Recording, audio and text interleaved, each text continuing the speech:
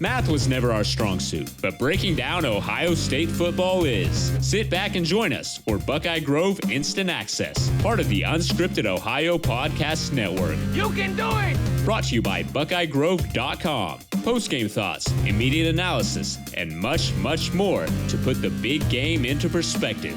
Without any further delay of game, here's your host, Kevin Noon. Kevin, goddammit. Welcome to the BIA podcast. I am your host, Kevin Noon, and, sometimes we have to just do these podcasts as news happens, and news certainly has happened, not necessarily good news if you are a fan of watching Ohio State football games.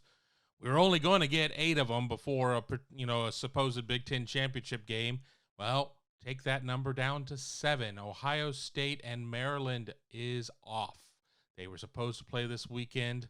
Now they're not. I'm going to bring in our great staff writer, Griffin Strom, and, Griffin, what's happening? I mean, it all kind of happened fast and furious. We were on a conference call with Chris Holtman talking Ohio State basketball, and then the world goes nuts. Yeah, Noon. So, we had a whole, press conference availability with members of the Ohio State team this morning. That kind of went straight into a call with head basketball coach Chris Holtman, of course. Then about 2 minutes into that, we start seeing from some national reporters on Twitter saying that Ohio State Maryland had been canceled. You went and confirmed that with Jerry Emig, obviously Ohio State SID. And so it's an issue with Maryland, actually, not necessarily Ohio State. Maryland has, I saw an ESPN reporter reports that there have been 8 positive cases in the program in the last 7 days. And so shortly after that, Maryland came out in a release and announced that the program's actually shutting down or pausing all team activities right now as they're dealing with that issue, which means and there's not going to be any rescheduling of this game, which means that it's going to be a no contest for Ohio State and for Maryland, of course. And it really puts a lot of things kind of in, not necessarily not in jeopardy yet, but there's just, of course, with this Big Ten schedule, there not being any room for any bye weeks or anything like that, it leaves very little wiggle room if there were to be any further issues popping up after this.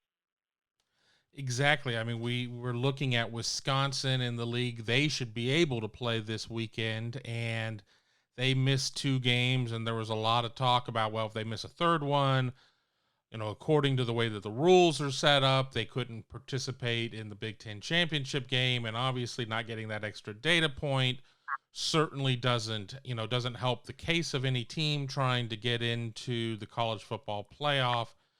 I mean, it's kind of just the way that 2020 is right now, and there are a lot of games right now that are not going to happen this week, and I don't have the full list in front of me, but I believe 4 games in the SEC have been taken off the board. I believe a game with Navy has been taken off the board. I think there are a couple other ones that have. I'm not going to get into the case of talking about just the situation, but I am going to talk about Maryland in particular. You never want to leap to any conclusions. I'll leap to conclusions. I don't care. But, they sit there, they beat Penn State. Do you think maybe you take your eye off the ball a little bit? You're celebrating. You're feeling pretty bulletproof at that point. And lo and behold, you're not doing everything the right way. And this happens. Yeah, I don't want to speculate on, how anything comes to light. It seems, though, like Ohio State just has been dealing with this really well in comparison with other places. Not entirely knowing what goes on behind the scenes, but Ryan Day has literally come out and talked about how, he and some of the other coaches, aren't even living with their families and stuff. You heard Justin Fields today was just telling us that he's only basically going from his house to the Woody Hayes Athletic Center and back, maybe to the grocery store sometimes. So just really taking everything seriously. And you've seen that with the fact that, we don't know per se necessarily, but it would seem as though there hasn't been anyone out for COVID reasons to begin Ohio State's first 3 games. Obviously, there was the one issue with the false positive for Justin Hilliard. But man, it really does suck for Ohio State if you've got this one canceled, and if you're looking at any other games getting canceled at the back half of the schedule, things start to get really kind of iffy when you're looking at eligibility for the Big Ten championship game. If those rules stay in place, if you're talking about college football playoff eligibility in terms of just having enough games to look impressive enough to be in those top 4 teams. And that's kind of the difference between Ohio State right now and we're talking about all the SEC teams that have their games postponed this week as well, the Alabamas, Texas A&M, Georgia as well. But those teams, they started a little bit earlier, so they were able to they had a couple more games. They could get a couple more games, and they had more flexibility. But for the Big Ten, it was like you've got those 8 games, and then when other teams are playing 12 games, like in the ACC or whatever, like you really can't afford to miss too many, because then you're just going to be kind of behind the 8 ball and just not have a very big body of work. But now the situation is kind of come full circle. Yeah, and we'll talk about some of the Big Ten decisions on the other side of a break here in a couple minutes. But yeah, I mean, it certainly is a difficult situation. I mean, you have Justin Fields trying to pursue a Heisman, a lot of players that could be up for individual awards, and then you lose a game. And as it is, there are a lot of people that were quick to say, well, the Big Ten isn't playing enough games with just 8, this 8+1 schedule or whatnot. And then, lo and behold, this disappears. And, the point I want to make is we thought going into this season that the road to the Eastern Divisional Championship in the Big Ten would be, decided between Ohio State, Penn State, and maybe to a lesser extent Michigan. But, now it appears it's Ohio State, Indiana, and then maybe to a lesser extent, Maryland. And, I did a show earlier today with Mark Rogers, the voice of college football. And I said, well, let's calm down before we anoint Maryland some sort of world beater. I mean, they are 2-1. They dropped a pretty bad game to Northwestern week 1. Northwestern's undefeated at this point, but they were beat by like 40 points in that game. But this certainly was a game that had a lot of a lot of juice to it in terms of you look at the quarterback at Maryland, you look at their last couple of wins. They win an overtime thriller against Minnesota. I mean, granted, if Minnesota kicks a point after try, who knows what happens that game. And then, whether or not you believe Penn State really is motivated at this point, going into that Maryland game at 0-2, and now they're sitting at 0-3, what they're really playing for. But, this is a loss, as, you don't have a lot of opportunity to work on getting better. And sure, this is Maryland that's pausing their activities, not Ohio State. Ohio State can still go through and do ones-on-ones and whatever to work on getting better for the next game on the schedule, Indiana. But you're also dealing with players who are getting a precious few amount of games, and they just had one taken off the table, no fault of their own. Yeah, and such a big emphasis has been on the lack of a regular preseason and kind of not having the non-conference games to build up to the season. And while you might look at it as Ohio State as now you've got kind of a bye week that you didn't have before, if you're looking for just any type of positive takeaway, but it really doesn't feel like that Ohio State's played enough games or been back long enough where you needed the bye week now, or you know what I mean? Like there's a lot of Ryan Days just talks so much about getting reps to get guys fully back. We talk about Trey Sermon saying he hasn't played football in a long time, and he just needs to continue to build up to kind of to get back to a certain level of play. And when you've got a game taken away from you now, right when you're kind of in that mix of getting into midseason form, now you've got no game to play. So we'll see how that could possibly affect Ohio State, assuming that they do end up playing Indiana on the 21st.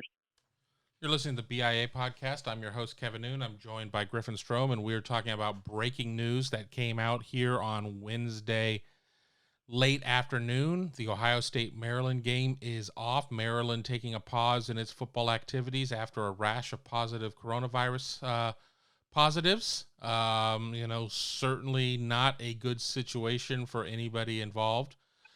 We will talk a little bit more about maybe some of the decisions that the Big Ten made and just some bigger picture things on the other side of this quick break.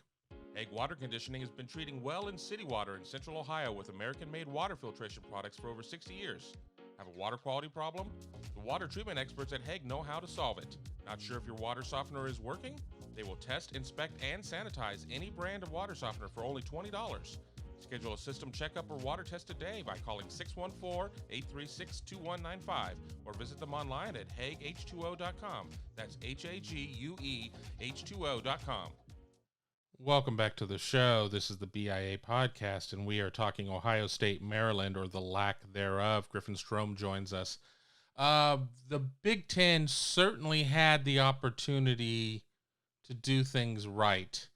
And, I've taken them to task multiple times on this show, and I'm not necessarily looking to do that again, but who knows? It's live to tape radio, so I could end up going down that path again. They waited until the last possible second to start the season on October 24th. We hear lots of rumors about, this team or that team wasn't going to be ready before it and so on and so forth, but they have absolutely no wiggle room. 9 games in 9 weeks in terms of this 8+1 model, whereas the SEC playing more games started earlier, but they didn't start as early as the ACC and the Big 12. They waited a couple weeks into the cycle to start things up.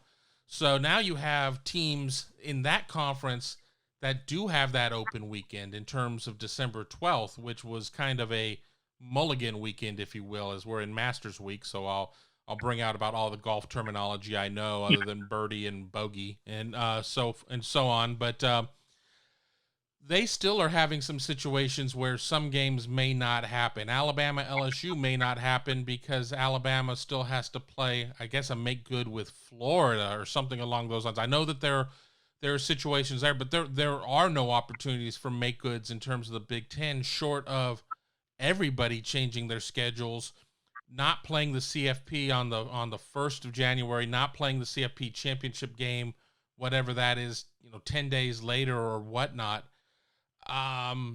It almost feels like the Big Ten kind of put its programs in an unwinnable situation with this, because I don't think anybody was thinking that a conference would be able to get away with no missed games or maybe 1 or 2 missed games.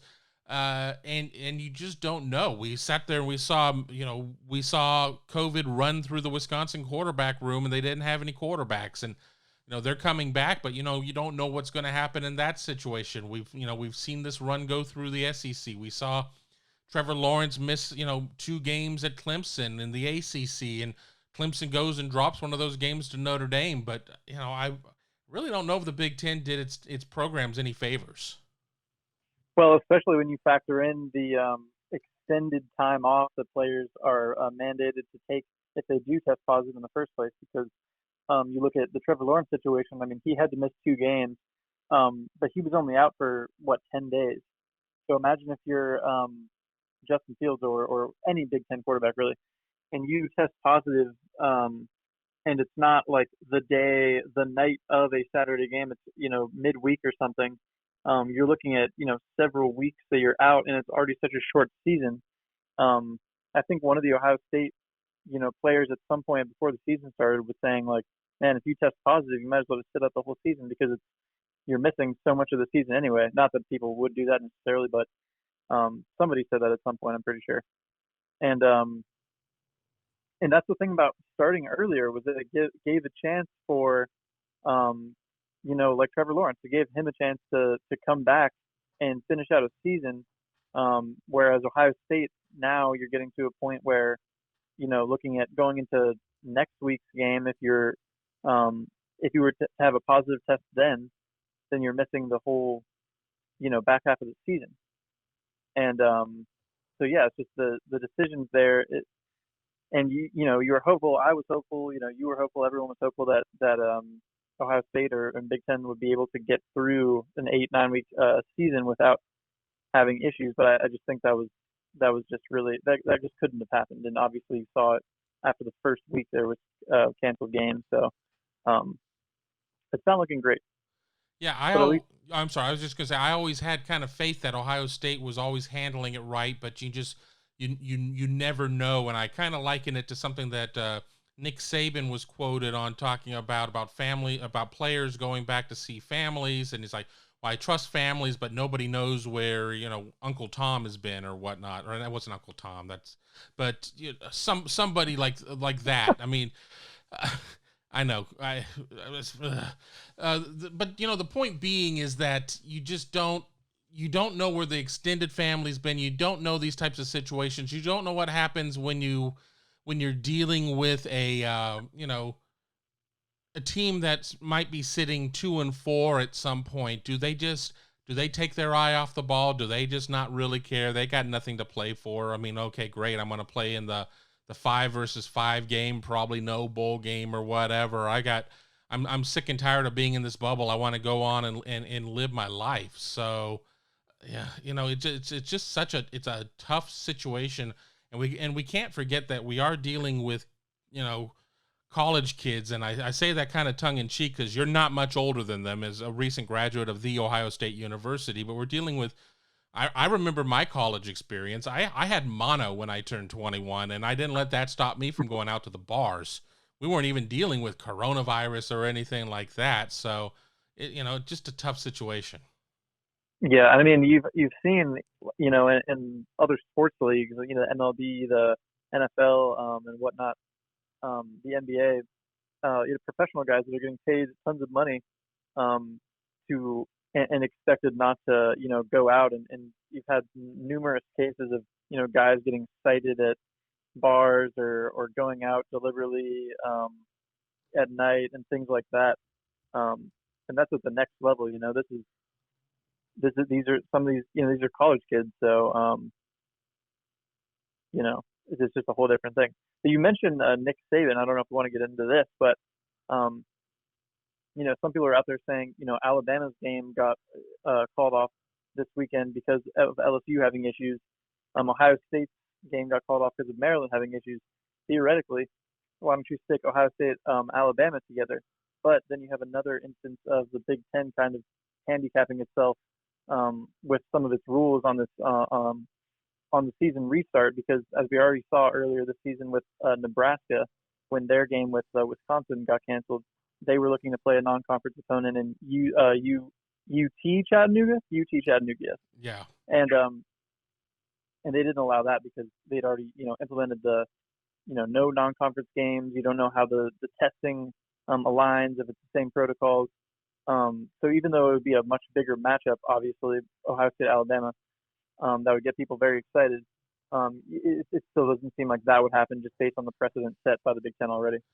Certainly the precedent set there, even though you got to figure that you're going to trust the systems that are in place of the SEC more so than what UT Chattanooga's in. I don't even know Atlantic Sun. I don't even know what division. I mean, I don't even think that's a football division, but I mean, I could also just imagine the poor GAs at both programs trying to run around and get tape put together. If a game like that came together on Thursday morning or whatever, and having to play it, I mean, even if you put it in the Saturday night slot and gave everybody a couple more hours, it just seems like it would be an absolute train wreck. And in terms of preparation, I mean, I would watch that game, 11 times out of 10 days. I mean, I would love to see that game, but you're saying, well, one team, a team with a loss really runs the risk of having a pretty heavy mark against them in terms of college football playoff situation for a game that they've had all of 48 hours to prepare for. But,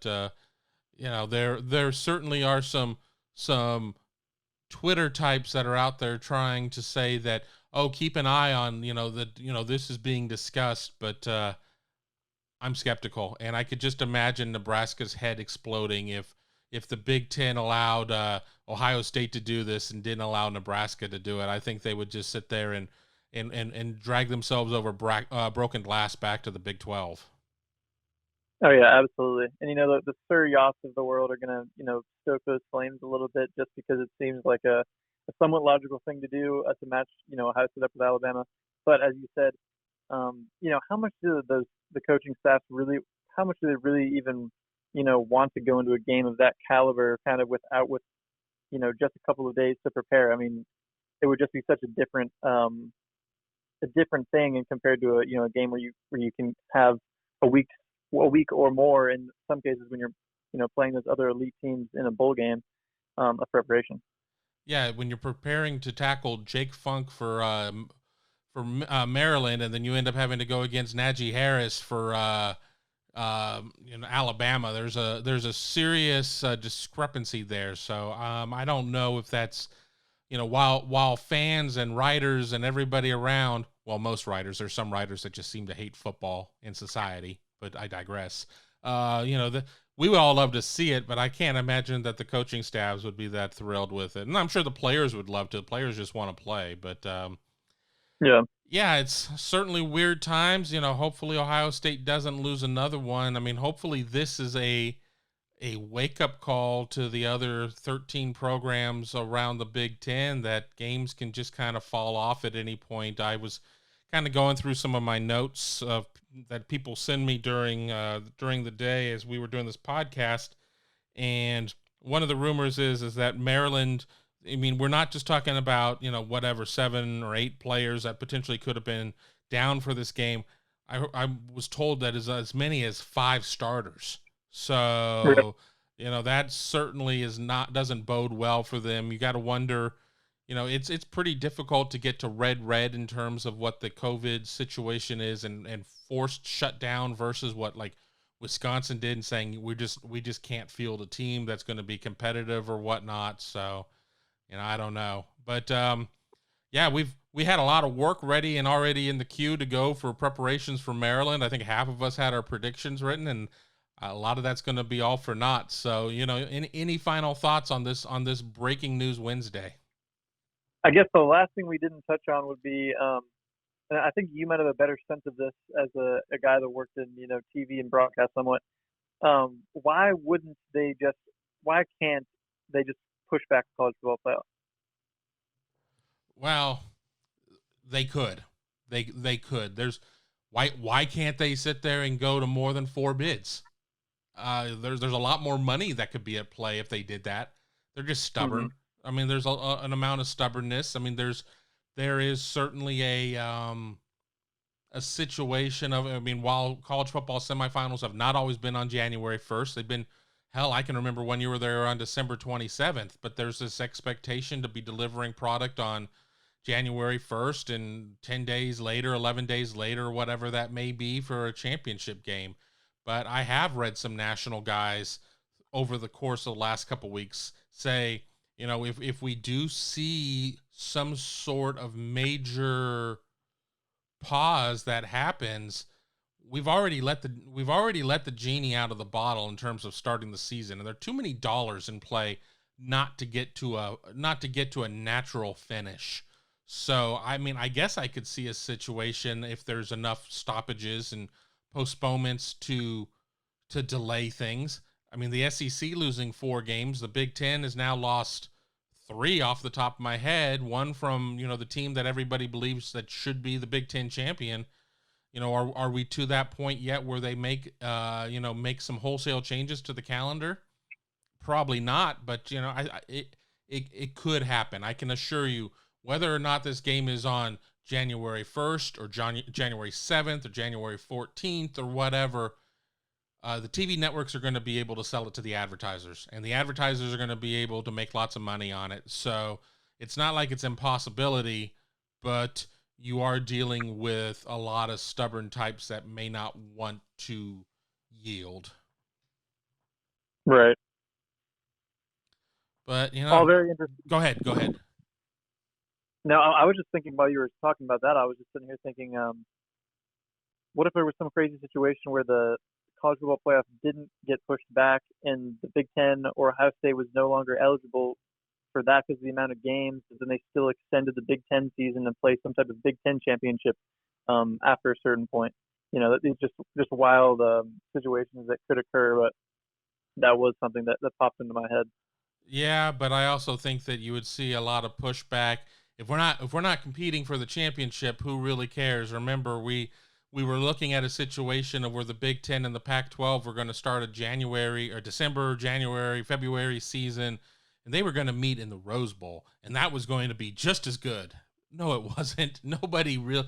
You were going to have players opting out or whatnot. I guess the only difference here would be, the Justin Fields of the world are already playing and already certainly, Justin Fields doesn't need to do much to improve his draft stock, but he's certainly making, believers out of any skeptics that may have been out there at any point. But I just don't see a situation of where the CFP would allow the Big Ten to get itself into a point where a champion out of that conference would not be able to go forward. I mean, I know that we could sit there and say, well, you could do, Notre Dame and Clemson out of the ACC if they get a split in their series, an SEC champion and maybe a Group of 5 champion. There would be so much pushback about that situation, not from a Group of 5 champion, whether it be Cincinnati or BYU or whoever, but they fought so hard to get to the point to get the whole Power 5 back. I don't think that they would punt, but who knows? Right. We never thought we'd be in this situation in the first place. Yeah. Well, I don't know if I've got much else. We just kind of let the situation progress and just hope for the best in terms of getting the, hoping Ohio State doesn't have to deal with any more cancellations after this. Absolutely. I agree with you 100%. But we were joking before we started recording, we'll go 15, 17 minutes. We've gone 26 minutes. So, we had a lot to say. It's been a while since I've had Griffin on the BIA podcast. I want to thank him for being part of the show. And I want to thank you for being part of the show, for listening to us. Be sure to check us out on all of the great podcasting outlets, whether it be on SoundCloud or YouTube or iTunes or Stitcher or wherever, and we're there when news breaks. So for Griffin, I'm Kevin. Thanks for listening to the show, and we will talk to you again very soon. Be sure to stay up to date with Buckeye Grove Instant Access when the news breaks or after the big game, exclusively at BuckeyeGrove.com or anytime on SoundCloud, iTunes, Google Play, or Stitcher as part of the Unscripted Ohio Podcast Network. Hit that subscribe button so you can stay in the know and never miss a single episode.